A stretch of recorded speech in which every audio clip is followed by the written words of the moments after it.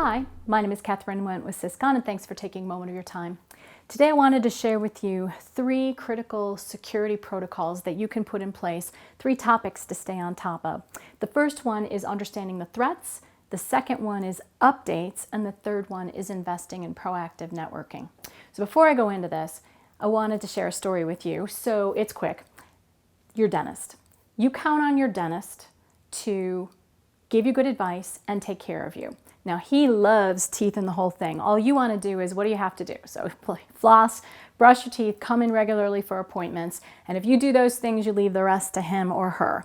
So what are you counting on? That they're choosing the right products, they're giving you the right advice, they're looking for any warning signs when you do come in for those checkups and such. And you count on them to be on top of their industry so that when you come in, they're taking care of you and you head out and follow their advice. I'd like to say that us in the IT business, we do the same thing. We're kind of the dentist of your computers. It's our job to tell you some of the basic things that you need to do to maintain safety. And then you trust us to be on top of the industry standards, equipment, software that's appropriate to maintain that. And you take our advice and you let us take care of those appointments and those checkups.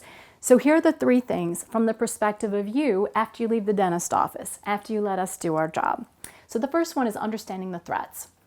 It's not just brute force attacks. Yes, they're out there where they just find a computer and try password after password after password.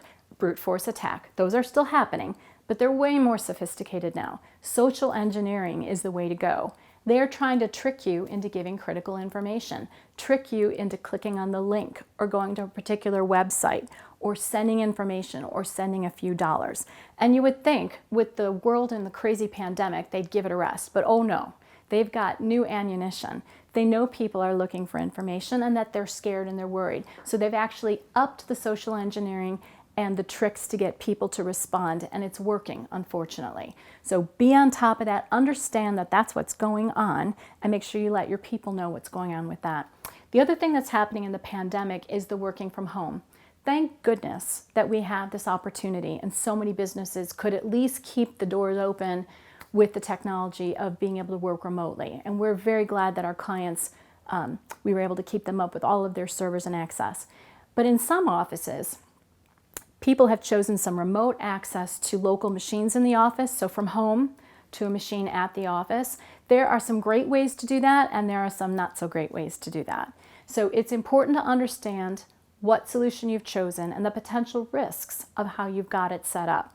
And if that's not your area of expertise, it's important that you get with your IT company and find out what you've got in place and whether you've opened up a security loophole that someone else could take advantage of. The second part is updates. So updates from the software and the hardware manufacturing are typically trying to stay ahead of the hackers. So when you don't install the updates or replace out-of-date equipment, you're opening up windows for known threats, known access to those, and that's risk for you. So it's important you stay ahead of them, and that includes your cell phone, which I hate. I hate doing the updates on my phone. They change everything on it. But bite the bullet, just get it done. Your phone, your workstations and laptops, your server, your firewalls, make sure those updates are happening and you stay on top of them. If you don't have an automated process, make sure you're getting maintenance as often as you can, or consider those automated processes to stay on top of those. End-of-life equipment, get rid of it, replace it. Those are at risk for your network. Third one, invest in proactive monitoring. So I've mentioned that twice here. There are services, and we have them as well, where you can have automatic updates and scans of your antivirus. You can even get a report every week that tells you how things are looking. There are services that update approved Microsoft patches each week, third-party patches each week. So you are right on top of the latest security patches, even if you're not ready to let people come on site and do maintenance on your equipment. So those are just 2 things that can proactively stay ahead on your network.